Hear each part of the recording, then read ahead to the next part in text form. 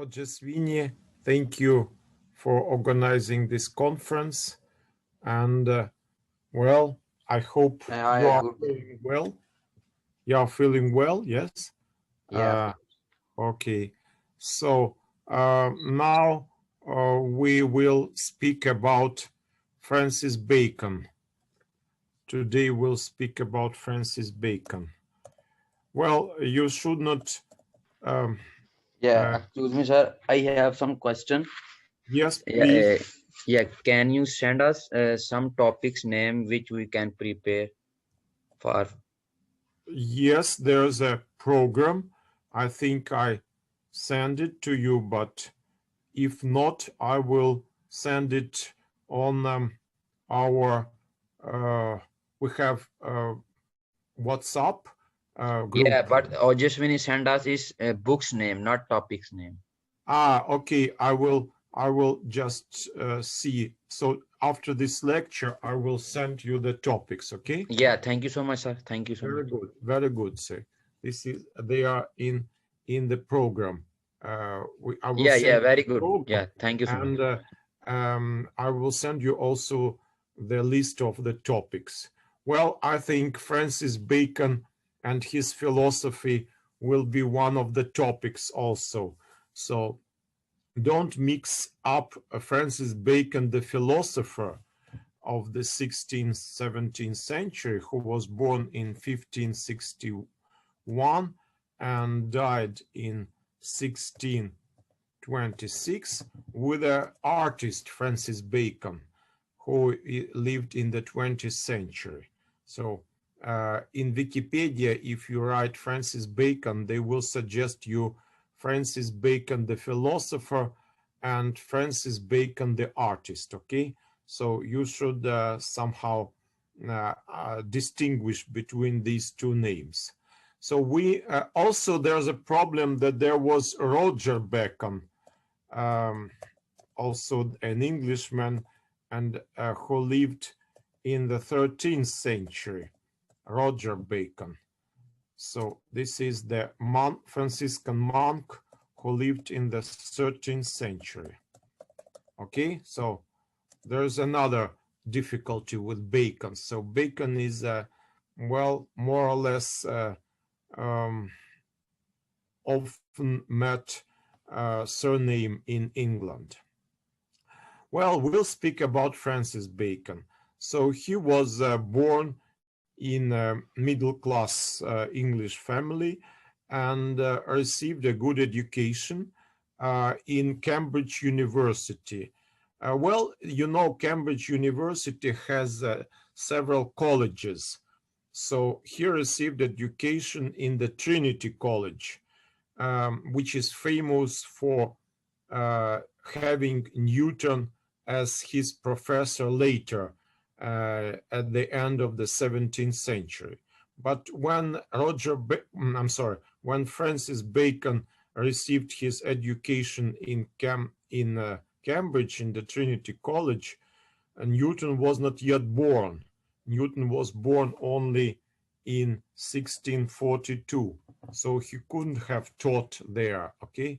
So what was taught there was just Aristotelian philosophy, and Francis Bacon was very much dissatisfied with the education that he got.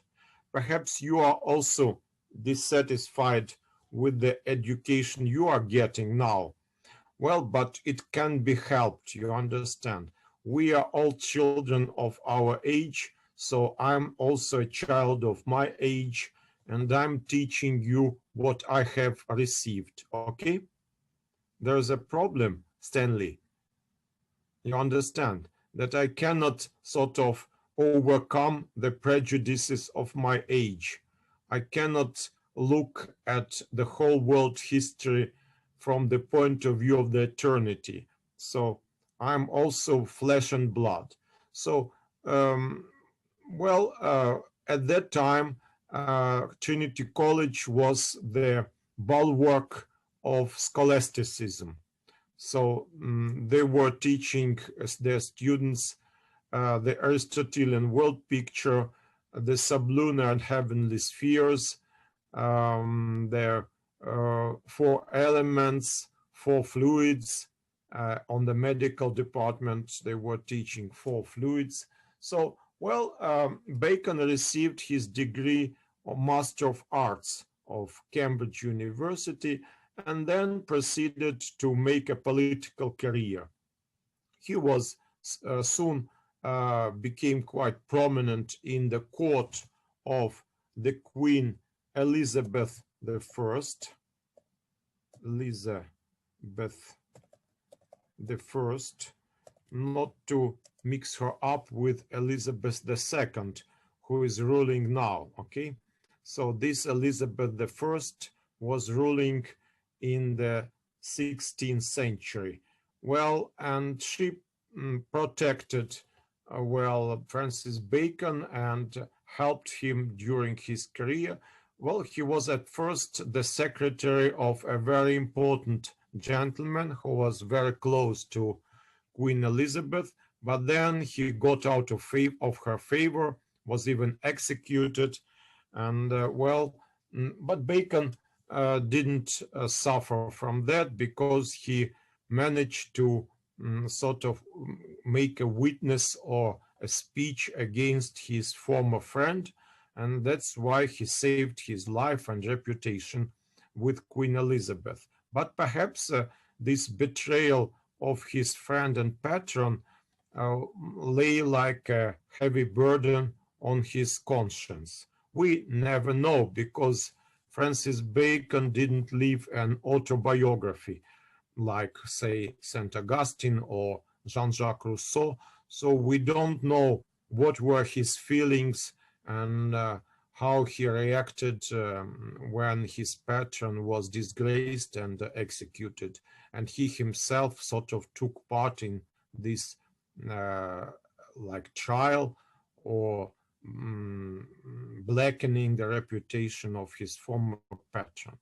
Well, this was the beginning of Francis Bacon's career, and then Elizabeth I died, and the chair or the king, the how to say, the king became, or the throne was given to James I. Well, ironically, James I was the son of Mary Stuart, whom Elizabeth executed. Okay, Mary Stuart.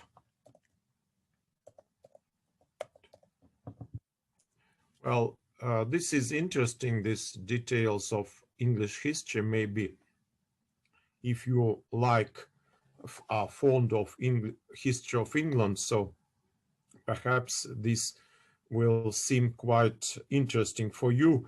And if there are some Indians listening to me, or just Winnie, perhaps you are from India, yes?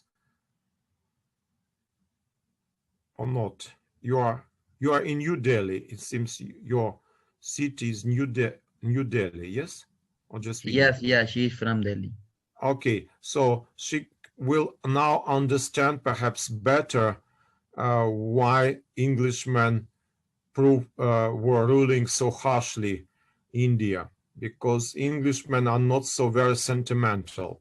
If Elizabeth I could send another woman, the pretender to the throne, Mary Stuart, to be executed, so why should she pity, say, Indians or black people in Africa? So, well, there was no place for pity there. Politics and just cunning and, well, I would say calculations, okay? So, well, but, you know, every person should die. So Elizabeth I died, and because she was never married and didn't have a hair, so the throne was given to James I, the son of Mary Stuart. Well, Mary Stuart died a Catholic, but James I, although he was baptized a Catholic, decided to convert to Protestantism, to Anglicanism, in order to take the throne. So, because there was a prohibition for Catholics to become English kings. So James I decided that perhaps it's worth to change his religion and become a king. So he patiently waited till Elizabeth died and then came to rule England. Well, he didn't retaliate on those people who killed his mother, because the main enemy of his mother was Elizabeth I, and she was already dead. And she had a very good reputation among the English, and they still call her Good Queen Bess. Good Queen Bess. Bess is diminutive from Elizabeth. So this interesting why, notwithstanding her cruelty, they still call her Good Queen Bess. Well, who knows this Englishman? Well, you know, maybe this Elizabeth I just made this story, okay? Because of course she wanted to preserve her reputation among the European monarchs. So perhaps there was a rumor that she did it, but nobody could execute Mary Stuart without the decision of Elizabeth I. As they also say that Stalin was unaware of what was happening in the Soviet Union, and that many things, cruelties, were done without his consent or without his knowledge. But I very much doubt it, because as far as I know, Stalin held all the strings. So I'm knowing about the character of Elizabeth I and how she ruled her country, I shouldn't, well, I'm just, it seems dubious for me that she ignored that she was somehow manipulated. Well, this is my personal opinion. This is not history. This is only philosophy of science, and you know, so I'm not doing English history. Perhaps there are some more competent people to answer these questions. Well, personally, I don't like Elizabeth I. I regard her as a cruel monarch, and this is my personal opinion. Well, I think that this, like making politics and making career in the court of such a vengeful and cruel queen spoiled the character of Francis Bacon. And also his character was additionally spoiled by his unhappy marriage. He married, I mean, Francis Bacon, the philosopher, he married a woman much younger than he, and this woman seems it seems that she didn't love him at all, but was eager to take money and be considered a lady of reputation. So at that time, Francis Bacon, at the time of his marriage, he was already the Chancellor of England. So perhaps this wife of his was very ambitious, and it was like flattering to her that she was the wife of the Chancellor of England. But she asked him money and more money, and that's why he started to begin taking bribes, okay? And he was caught by the hand and interrogated and even, I think, put to prison, but only for a few days, maybe a few weeks. So that later he was liberated and fined heavily. But and when, in his apology, Francis Bacon said that yes, he took bribes, but that didn't influence his decisions. Well, Bertrand Russell, who, while writing the history of Western philosophy, and just commenting on this episode was very ironical and sarcastic. He said, of course, this how to say, this apology of Francis Bacon can be neither proved nor disproved, but its juridical value is zero. Okay, well, well, of course, he was heavily fined and disgraced a second time, and well, not the second, the first time this was disgraced, but this time in the court of James I, and well, he had to lead a private life after that. He was dismissed from his post of a chancellor, and it seems that his wife has lost any interest in her husband, so they, well, I don't know if they formally divorced, but they lived separately. And as far as I know, as far as I remember, he didn't mention her in his testament when he died, before he died. Well, so there was the relations were just zero, and they had no children. So Francis Bacon died childless. Well, but this is all the peculiarities of his biography, which I think doesn't or didn't influence his philosophical works. Well, the first work with which he sort of began his career was the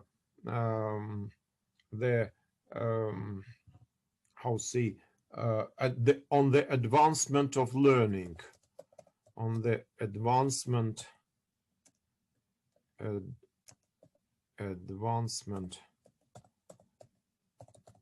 of learning. Well,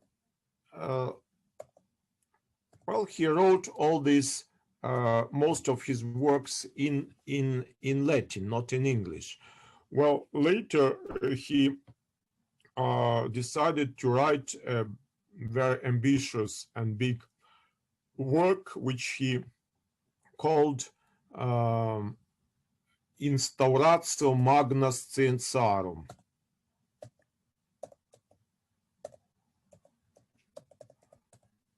Instauratio magna scientiarum. Well, it was written in Latin, and it consisted of many parts. Some of the parts were made by him, some were not, because he died, not just sort of ending this work. So but it's still very large. Scientiarum. Well, so in English it can be translated as a restoration or reawakening or great reawakening of sciences. Okay, so part of this work was called Novum Organum. Well, what is that? Why Novum Organum? What is, you know, the orge? Orge is a musical instrument, but organon in Greek means a lot of things. And one of the meanings is the tool.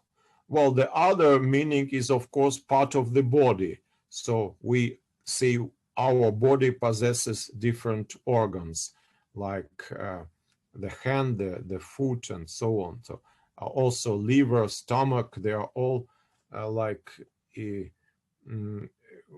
also called organs. Well, in Russian, maybe in English also.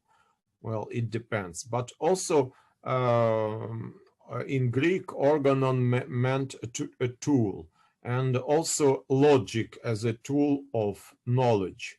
So, the 6 works of Aristotle on logic were called organon, or logical device, okay, logic as a tool. And so Novum Organum means a new tool, a new logic. So what was new in this logic? It was inductive logic. Later, it was developed and I would say polished in the 19th century by John Stuart Mill. John Stuart Mill, a famous philosopher who was called father of utilitarianism, or you understand, utilitarianism. Well, utilitarian philosophy, or the philosophy of the usefulness. Utility, it means usefulness. So, well, and also he was the godfather of Bertrand Russell, of whom we have already spoken. Bertrand Russell, who wrote the book History of Western Philosophy, which I recommended you to read.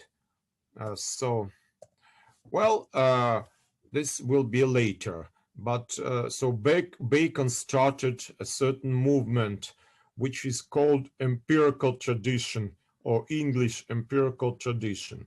So instead of just deductive logic or formal logic, he introduced the logic of observation or experiment, and the aim of this logic was to sort of find the truth from the experimental data, sort of how to say, yes, just somehow digest the truth from experimental data. Okay, so this is like you have a huge data, so well, some of it seems non-convincing or contradictory, but if you just work on it, sort of somehow select you understand. So somehow, if you are working on your data, then you can somehow take, or come to certain conclusions. If, for example, you find the connections between certain events, A, B, or C, if, it reminds us of a logic of Stoics. So if A, then B. So if B takes place, then perhaps it was A. So finding cause and effect.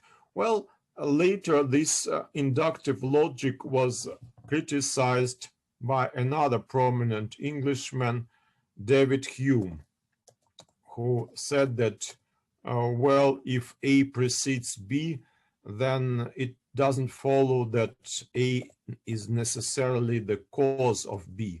Otherwise, the singing of a cock precedes sunrise, so we can deduce or come to the conclusion that the song of a cock is a cause of the sunrise, of the rising of the sun, okay, which is, of course, and these mistakes, which were called by David Hume post hoc ergo propter hoc, which is translated from Latin as if something happens after this, then something happens because of this.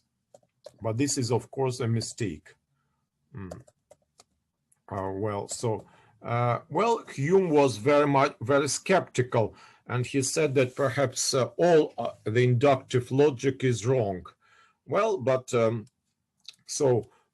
there was some dissension between Englishmen also. Well, maybe because David Hume was Scottish, not exactly English. He came from Scotland and received his education in Edinburgh University, not in Cambridge, okay? So, well, maybe that explains something. Well, and we also should regard English philosophy not as monolithic, but having some like branches or even some contentions or some sort of contradictions. There are some contradictions between different English philosophers. So we cannot say that English philosophy is something quite like, well, something like something, well, homogeneous. Okay. Well, now let's return to Novum Organum. So this was a great attempt to build a new kind of logic based on experimentation.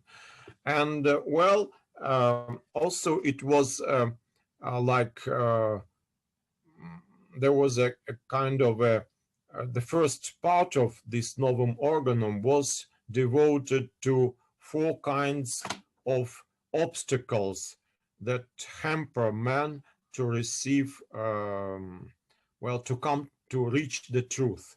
So these obstacles were called idols by Francis Bacon, idols.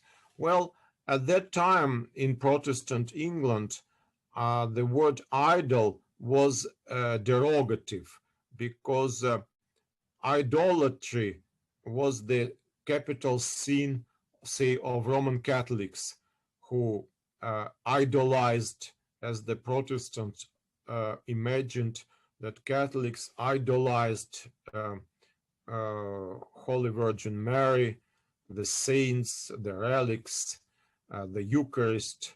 Well, are there any Nigerian people listening to me? People from Nigeria? Yes, yes, Prof.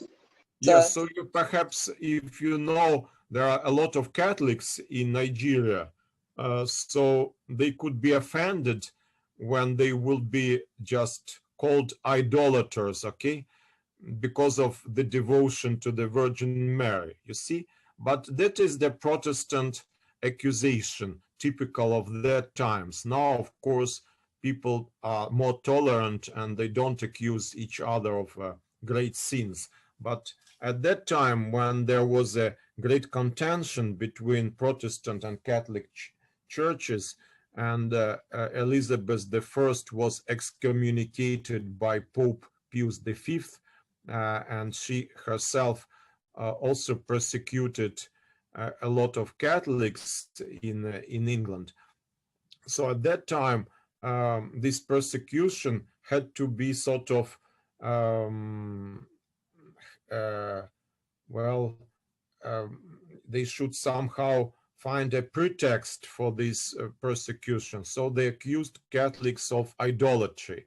So idols were something negative, and in that context, in Protestant England of that time. But Francis Bacon didn't use this word to sort of criticize Catholicism. He criticized not the Catholic religion, but he criticized the, how to say, the errors of man, or the somehow the causes of our ignorance and our deviation from truth. So these idols were they sort of were the cause why we are so blind and we cannot attain the truth of things. So if in order to get closer to the truth, we should sort of liberate ourselves from these idols. Well, there were four of them. First, idols of the tribe. Idols of the tribe, or of human nature. Well, or of human nature, or idols of human nature as such. So human nature, especially human intellect, is, according to Bacon, a curved mirror in which we can see distorted images.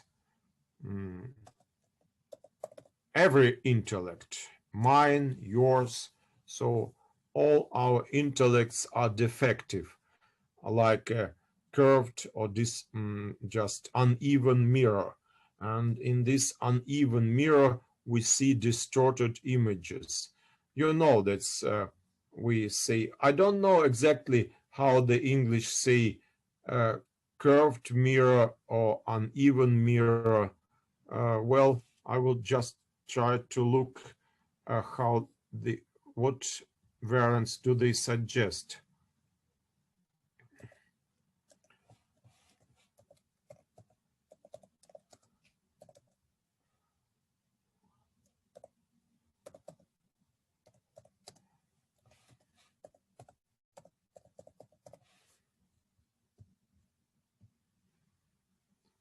False mirror, they say. Well, is it okay? False mirror. You understand false mirror? Well, this is a kind of an attraction. False mirror. This shown to children and they laugh a lot when they see themselves in false mirror. Yes? Have you looked at yourself in false mirror? Maybe in some Luna Park or somewhere. Yes, sir, in circuses. Yes, so you understand. So Yes. your face look very distorted. Also, I can, my camera is also kind of a false mirror. If I get too close to my camera, so my face will also be distorted, okay? The nose will be much bigger and the eyes much smaller, okay? So it can be very sort of cause you to laugh, okay? Evoke laughter from you. So this is false mirror. So according to Francis Bacon, our intellect is a kind of a false mirror. So it distorts this information that comes to us from either from the senses or from books or some, well, from other sources. So what are we to do with this false mirror, and in what lies its falsity? Well, first of all, Bacon gives an example. Well, he discusses these idols in two of his books. First book is on the advancement of learning. This is the book which was written in 1605. It's then Novum Organum, he resumes this talk, but this book appears later in 1620. So during these 15 years, it seems that Bacon elaborated or thought much about this subject, so he again returns to it. Well, in the first redaction, or how to say, in the first variant, he speaks only of 3 idols. So, but the first idol remains more or less the same, and this distorted mirror, this false mirror, the human nature, human intellect, and in this first variant, which we find in his work on the advancement of learning, he speaks of a certain wise man from ancient Greece who was called Diagoras, or Diagoras the atheist. Why was he called the atheist? Because he didn't believe in gods. Well, there's a story about him which we can find in Cicero, Tusculan Dialogues, I think, where when he's well, it was, I think, Cicero borrowed it from some ancient Greek chronicles. So the story is that this Diagoras was, in order to disprove his atheism, he was invited by his friends to visit the temple of Poseidonus or Neptunus. The Romans know him as Neptunus. In Greek, it's Poseidon. I don't know how to pronounce it correctly. Maybe you can help me. This is the god of oceans and seas. Yes, sir. Poseidon. Poseidon, yes, okay. So this Diogenes was invited to visit the temple of Poseidon, and in this temple he saw a lot of watery gifts which were given to this temple by those who were saved due to the intercession, as they believed, of Poseidon, who helped them to outlive the storms or shipwreck. Okay, and well, Diogenes, looking at these votive gifts, he said there would be much more of those gifts if those who were drowned in the sea also gave their gifts to Poseidon. Okay, so it was like a joke and a bit of irony. Okay, so what is the conclusion does Bacon make out of this story? That people, because of this false mirror of their like attitude towards the world, they give much more attention to positive results than to negative results, which is called the error of the survivor. Okay, of the survived. So if you survive an accident, you feel somehow protected and blessed by the fate. Okay, but it is of course only a false mirror, okay, of your judgment of your intellect. When we'll resume, I think, Ojaswini, the new conference, yes? Yes, sir. Okay, okay, so I will use the same link. Yes, sir. Same link.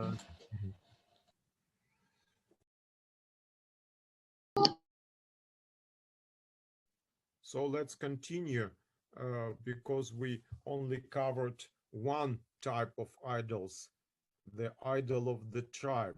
So let's continue with other three idols. So the second idol is the idol of the den, or idol of the cave. Well, if you know English, you can understand the difference between den and cave. So according to one translation, it is idol, or there are idols in plural, idols of the den, or idols of the cave. Well, the cave just reminds us of the Platonic cave, where the prisoners were held who could see only shadows of things, but not things themselves. Den evokes another allegory. This is where the robbers usually meet to divide their treasures, okay, or their trophies, okay. Den, you understand? Den. Stanley, do you know this word den? Or maybe Ojaswini knows it. Well, den is usually also a cave where usually the robbers or criminals meet. Okay, is it okay? Den, something negative, but well, the meaning is the same. So this is some place, dark place. Okay, den is a dark place, so it has no light or minimum of light. That's why a person who is in the den or in the cave cannot see very well. So, well, in the first book, hideout, yes, okay, very good. So, yes, where, of course, for criminals, because they want to hide from the police. Yeah, okay, so they use this den, okay, to hide from the police or from the, okay, from the from other people, okay, just to remain with a low profile, okay, we can say. So, but in the first variant, Bacon explicitly mentions Platonic cave. So he was inspired here by a vision of Plato. Well, Plato considered all of us to be the prisoners of a certain cave, and this cave is this material world from which we can escape, if we are lucky, to the ideal world where we shall find the truth. But Bacon was not Platonic, you understand, so he carefully disguised this circumstance, and in the later edition he doesn't mention Plato. So this mentioning of Plato is only in the first variant, which we find in the book on the advancement of learning of 1605. In the later book, Novum Organum, there's no references to or links to Plato. Okay, so because generally the attitude of Francis Bacon was materialistic, so he was not a fan of Plato. And well, later in the 17th century, there appeared in England a certain movement which is called Oxford Platonists. Well, Bacon did not belong to this circle, well, because maybe he died earlier than this circle was sort of established in Oxford University. But what is important that those representatives of this Oxford Platonic movement didn't esteem Bacon very much. He was too materialistic for them. Well, whatever it was, there are these idols of the den or idols of the cave are the idols, these distortions which we receive from our peculiar education, not because we are members of the human race, but because we are born in a certain country, receive certain parents, receive a certain type of education, and perhaps get another set of false ideas from our parents or grandparents or from the society. Well, usually I compare these idols of the cave with, say, Soviet education, because we, and me also in the Soviet Union, we received Marxist education. Marxism was obligatory in school and in the university, and we were told that Karl Marx, Friedrich Engels, and Vladimir Lenin are the wisest people on earth, hundreds times more wise than Jesus Christ or Prophet Muhammad or, say, Martin Luther or anybody else, okay? So these were our prophets and our gods and our teachers from the capital letter. And well, if a person is young and inexperienced, like I was when I was 5 or 7 years old, so when I got to school, I was 7 years old, so I was quite inexperienced, and I took all these truths in double commas at face value, you understand? At face value.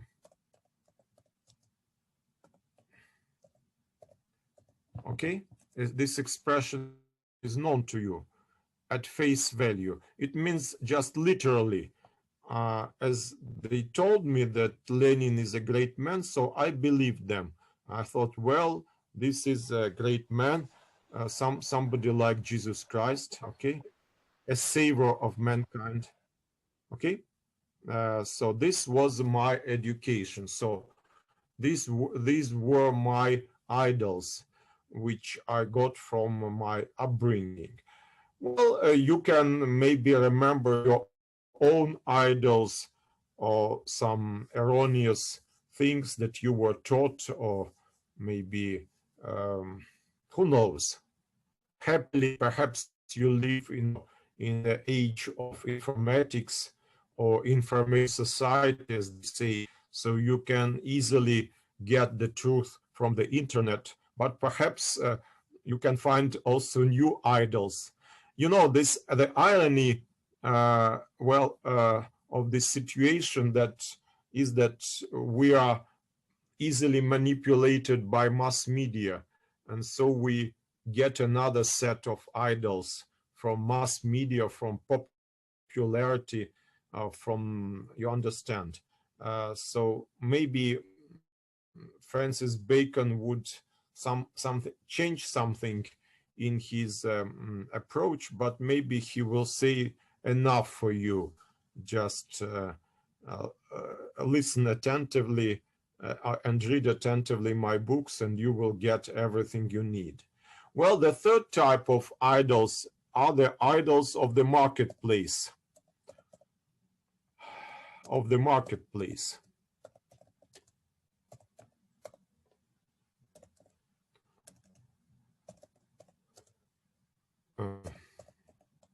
Marketplace, or the idols of the square, they are called. In Latin, they are called, because the Novum Organum was written in Latin, they were called idola fori. Well, fori is a genitive case of forum. Well, forum is square in Latin. So forum, or in Greek, agora. This is in Greek agora, in Latin forum, in English square. Okay, but this like city square where all people meet. So it is ably translated as the marketplace. So a square where they make the market and invite everybody to trade. But originally forum means just square. It is not exactly, it refers the idea of the market.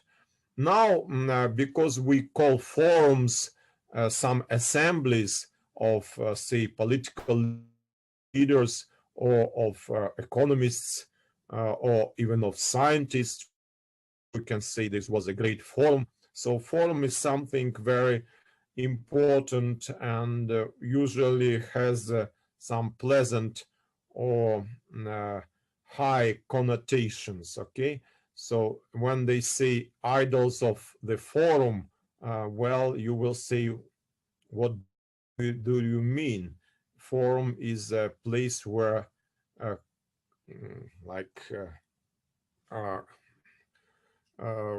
where wise men meet, okay, prudent leaders.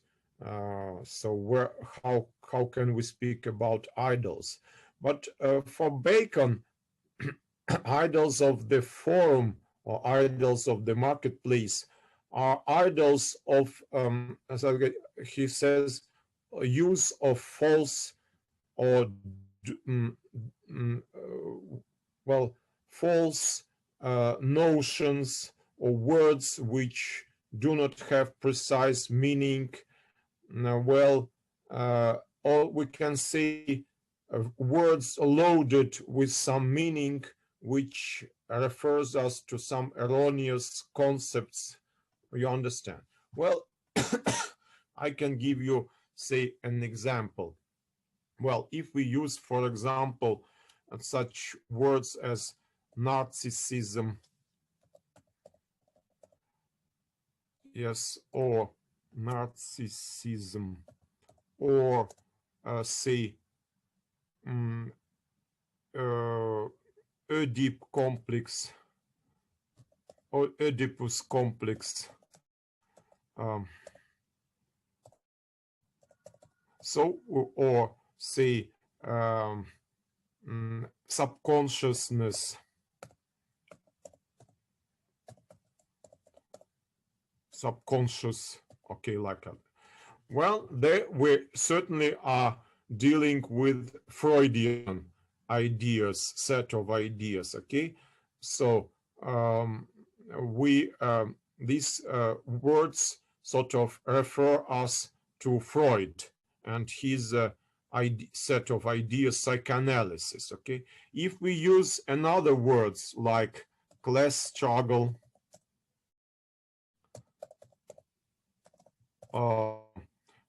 proletariat, exploitation,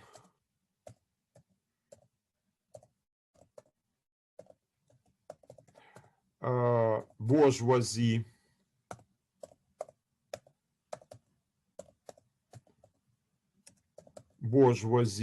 then we are dealing with Marxist, okay? So Marxist terms. And of course, these all terms, whether Freudian or Marxist, or we can invent others, they are loaded with some meaning, okay? So if we use them without understanding their sources, so we can easily be misled, because of course, Francis Bacon didn't think about either Marxism or psychoanalysis.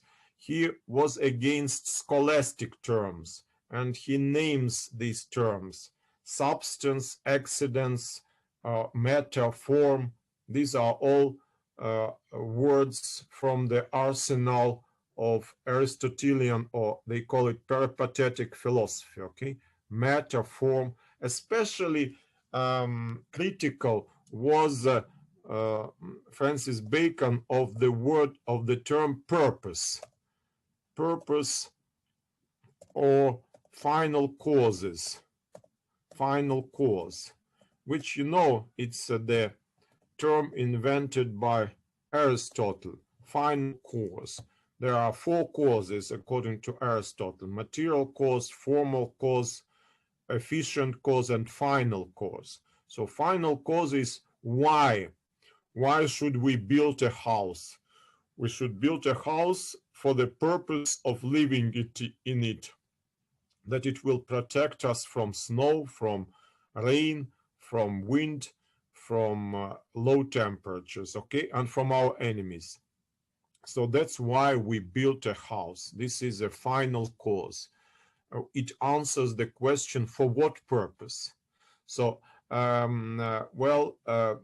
know that Francis Bacon received this scholastic Aristotelian education, and he didn't like it.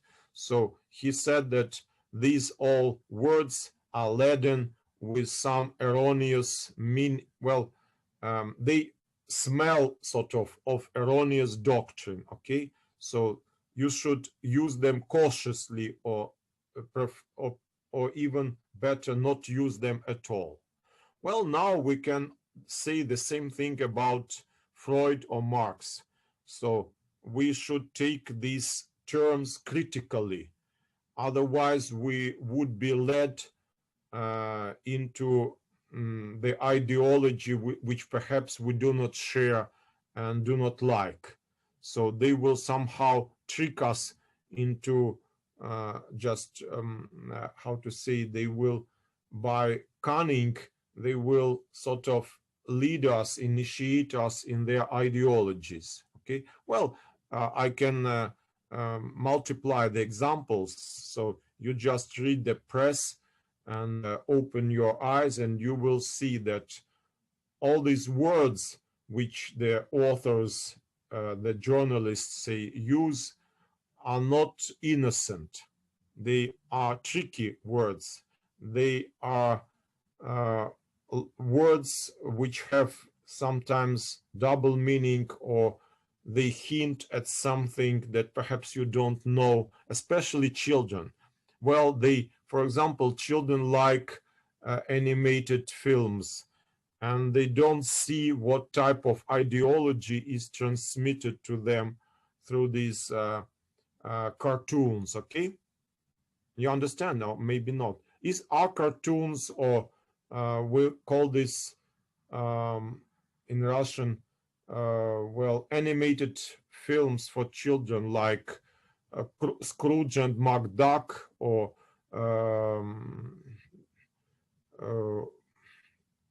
how to say, this serial about the dogs, which Paw Patrol, okay, now very popular among children. Perhaps you don't know it. Paw Patrol. This is a serial of just of animated pictures about doggies, no? Paw Patrol. Maybe your children or or the children of your friends like watching these animated cartoons or animated films. Stanley in Nigeria. Oh, who is from Nigeria? Stanley, are you from Nigeria? Yes, sir. I'm from Nigeria. So are these, what do your children, the Nigerian children, what do they watch in the kindergartens? Maybe also these animated films produced in Hollywood or Disney studio. You know Disney. Yes.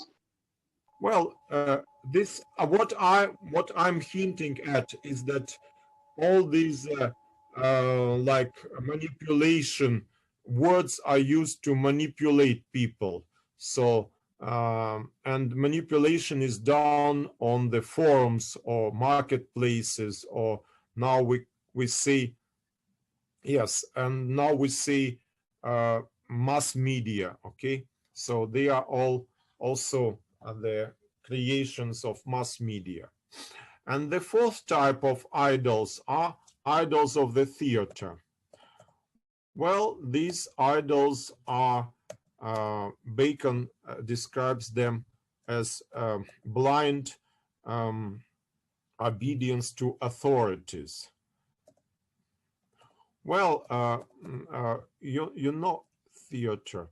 Well, you know, well, you cannot get without theaters or without authorities. So what is theater in the time of Francis Bacon, and why it is negative?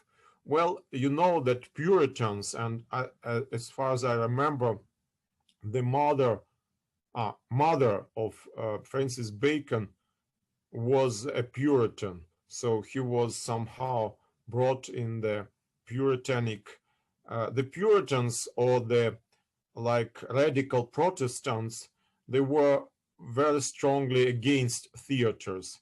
And when they came to power and executed King Charles I in 1649, it was after Bacon died. So the Oliver Cromwell, perhaps you know, this leader of the English nation, he was a Puritan himself. So they closed this famous Globe Theatre where Shakespeare made his performances. Okay, so this theater was something negative with Puritans, maybe with Bacon also. So why? Because in theater you don't play yourself, but you play some role, and you don't use your own words, but you memorize the words that that you are just to recite by heart. Say you recite Hamlet's soliloquy, for example, to be or not to be, that is the question, okay, and so on. So you are not speaking of yourself, you play Hamlet and you recite the words written by Shakespeare. So it's not your words, it's not your role. You are acting, you are not sincere, sort of, you see. And well, we can say that now, while doing my lecture on Francis Bacon, I also succumb to the idols of the theater, because Bacon is prominent philosopher. You can find information about him in every respected philosophical dictionary or encyclopedia. So we cannot imagine the course of philosophy or philosophy of science without Francis Bacon. So I'm also can be accused of playing the role that or learning something, well, not by heart, but close to the text. Okay, so when, for example, you can compare my lecture on Francis Bacon and the text, the chapter on Francis Bacon written by Bertrand Russell, okay? And so you will see that we speak more or less the same things and give the same like bundle of information about Francis Bacon. So you can ask us whether we are in certain conspiracy, whether we are sort of putting in the first place some perhaps phony characters. And well, of course, people from Africa can ask why all those defunct males, defunct white males, okay? Because if you just take our program, you will see that mostly I speak about whites, males, and defunct people, okay? So you can say, well, where are the colored people? Where are the living people, okay? Why should I speak only about dead philosophers who died in the 17th century? And why I'm speaking only of males? Where are female leaders, female thinkers, okay? So there is a kind of also something staged here, okay? So of course, well, in what thing I differ from, say, from Bertrand Russell, that I don't take it sort of like unreflectedly, without any how to say, criticism. I understand that this is kind of a play in which I'm taking part, but I don't do it blindly. I understand that we are all sons and daughters of, say, our age. And I think that perhaps we can find much more sense, say, in ancient Indian Vedas than in modern European philosophical books, okay? Or we can also look for treasures in some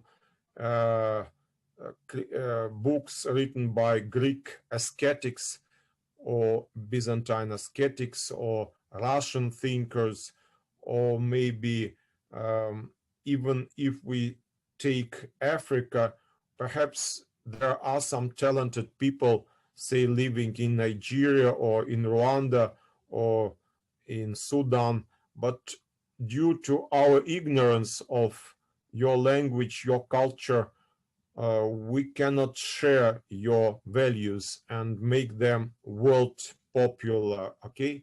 So that's why we continue staging Shakespeare or giving lectures on Francis Bacon. But while doing that and continuing to do that, we should just keep it in mind that all this is kind of relative. This is not absolute truth, okay? So perhaps Bacon is not, how to say,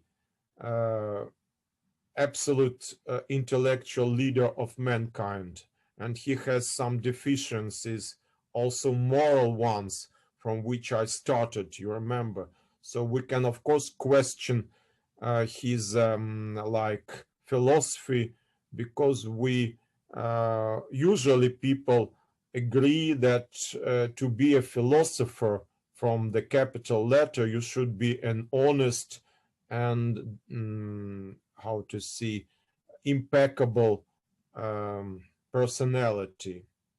If you take bribes, for example, or sort of betray your friends, then you cannot be considered an ideal of behavior, okay? So, well, those who want to advocate Francis Bacon, they say, well, one thing is moral character, and another thing is good philosophy.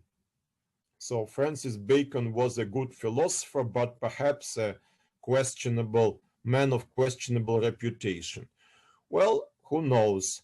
Also, some of them, for example, I myself, I pity Bacon for his unhappy marriage, because I can say, well, perhaps this marriage spoiled everything, that he took bribes because he wanted to please his wife, okay? So he was not so bad a man, just only a, you know, well, not so strong character, you see. Weak, he was just demonstrated some weakness of character. Yes, well, we can also say that it was England, and you cannot be an Englishman without some prejudices or characteristics of an Englishman. So the same as you cannot be an Indian and be devoid of some Indian peculiarities, okay? So we should just take each other more sort of not so rigidly, just express more tolerance. And also just a little bit ironically, so when we speak about philosophy and philosophy of science, just I suggest you not to be too passionate in this scientism. You remember that Bacon is known for his motto, knowledge is power. And we had even in Russia, in the Soviet Union, this periodical with the same name, knowledge, and it still continues to exist. Knowledge is power. So the program of Bacon was to acquire knowledge in order to have power over nature. So nature was regarded as a, well, nature is feminine, you understand. Nature in Latin, natura is feminine. So nature is can be described peculiar English traits. Well, I would say his aggressive approach towards nature, what I will just start to speak about. So nature is a source of some possibilities that we should exploit, okay? So, for example, in nature, we can find oil. So let's take the oil and produce gasoline out of oil and make cars and just make our sort of traveling more speedy, okay? So also we can take coal out of nature. We can use other natural resources, okay? So nature is to be used and even abused, okay? Also, if we want to know the secrets of nature, according to Bacon, we should put her into a torture chamber and ask her, like the judge in Elizabethan England could use torture to just not only to humiliate the prisoner, but to extract necessary information from him.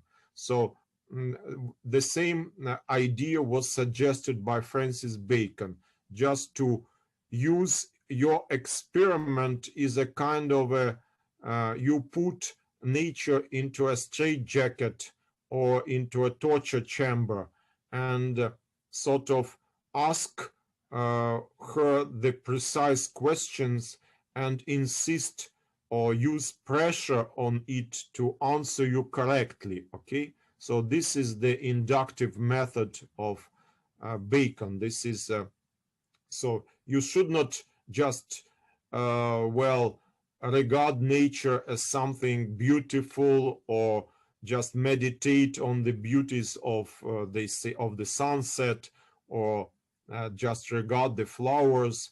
No, this is not the approach of Francis Bacon. No flowers, no such nonsense.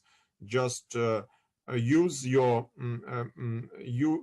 the experiment to get the secrets of nature, and use the secrets of nature to exploit it and to make better the life of man on earth.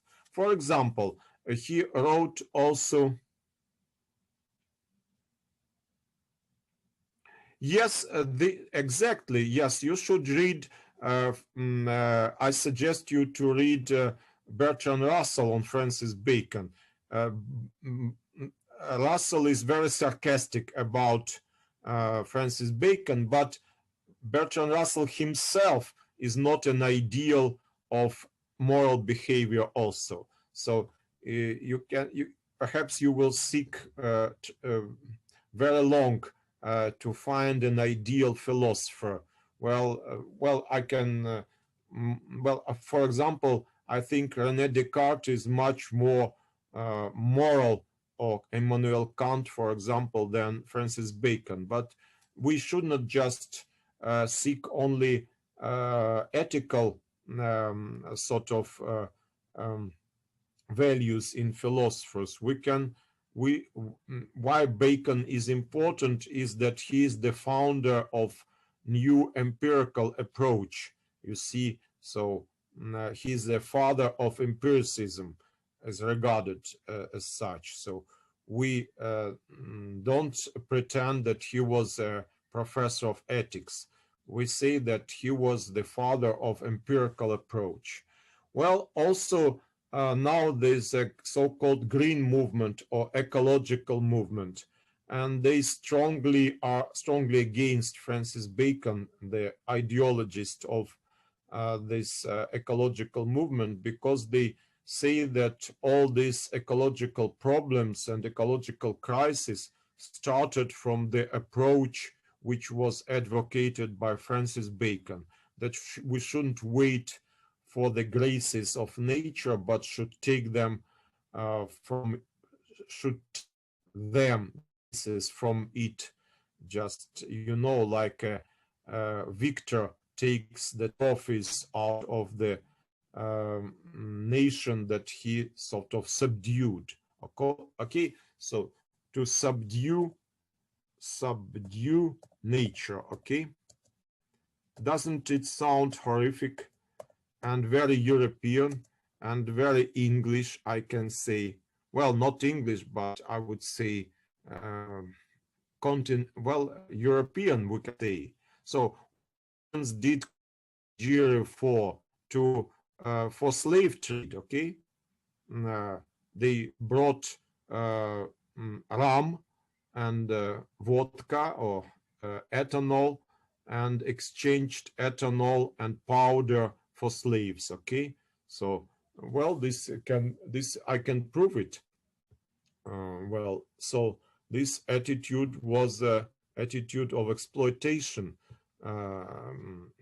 not of love. Okay, so this is not, well, I can say that all English are this way, behave this way. This is the English politics. This is not the Englishman. Maybe concrete Englishman can be very gentle and even religious to a certain extent, and Christian, but this doesn't make this remains some treasures of the private life of the Englishman. If you read, for example, Charles Dickens, you can see a very humane face of England. Okay, Charles Dickens, or even Shakespeare. Shakespeare is much more deep than Francis Bacon. Okay, and you can also have some lessons of ethics while reading or Shakespeare plays, or you understand. So, well, you shouldn't, but there's something that's, I just answer your question. What are the peculiar English traits in Francis Bacon? So I can say there is something. Of course, I don't want to create negative opinion about Englishmen as such. Only I would say that there is some danger in blindly following this like empirical approach of Francis Bacon, that it can be very harmful for nature and also for humankind, because ecological crisis can bring disaster to us all. Okay. Now I think there are some sober voices that say that perhaps Francis Bacon led us into a wrong direction, in a wrong direction. Okay, so that's why we shouldn't just take him uncritical and see his drawbacks. Okay, well, this is more or less what I wanted to say to you. So maybe excuse me for being maybe a little bit sort of passionate. Usually I'm more reserved during my lectures, but maybe today I'm a little bit tired. So I let my sort of personal opinions appear. And well, I hope this will be only, that will not happen too often. Okay, thank you for listening to me, and I want to thank Ojaswini for hosting us, and hope you got some information from this lecture. And next lecture will devote to Blaise Pascal, a very important French philosopher. So I think it will be more full of well, I like Pascal much more than Francis Bacon, so maybe it will give us more pleasure. Okay. How did he impact modern science? Yes, I will tell you later. Okay. So now I'm ending my lecture. I have no possibility to answer questions. So